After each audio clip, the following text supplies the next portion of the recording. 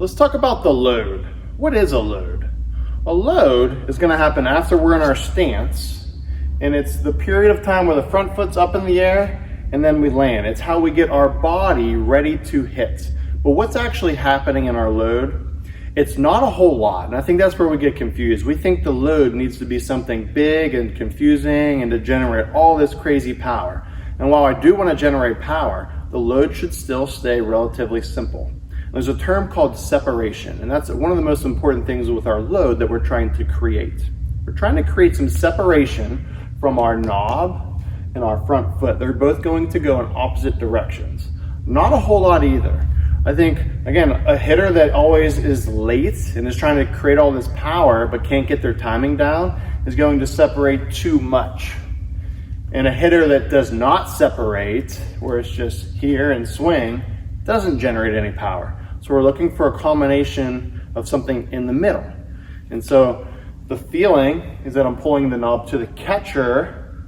So this knob is being pulled to the catcher as my front foot strides forward. And the key piece in the load is the back leg. Because what I'm trying to feel is all this energy being transferred into my back leg. And so I feel here and I feel in my back hip all of this power being loaded up into it. I talked about in the stance how it's important to have your front shoulder down. This is, again, totally relatable to this, because when I load, I need to make sure this front shoulder stays down to keep my weight centered. When this front shoulder starts flying up, now I start going this way. Now my head's moving too much, my step is too big, I'm in big trouble. And so the feeling is separating this way. You kind of see that? See how this front foot and my hands and knob are both working together and they're going in opposite directions. When your shirt's tucked in, you have your jersey tucked in, you'll start to see a stretch in your shirt here that's showing good separation. But again, the back leg is crucial. You want to feel all the pressure in your back leg, and the pressure in the back leg is what's going to allow your front foot to stride. You do not want to feel like this front foot is just going on its own forward.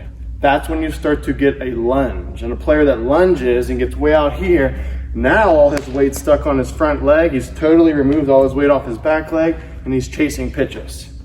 And we're also losing our posture. Let's talk about the head really quick in our load. Our head needs to be quiet. If we can keep this head still, now we have a better job keeping balance with our whole body. And so again, this is the feeling of the load. This is a good drill to do at home. Get your bat, you can go anywhere. You don't even have to swing. You could do this indoors. But feel the load, feel the pressure in the back leg. Feel the rhythm of the knob pulling back.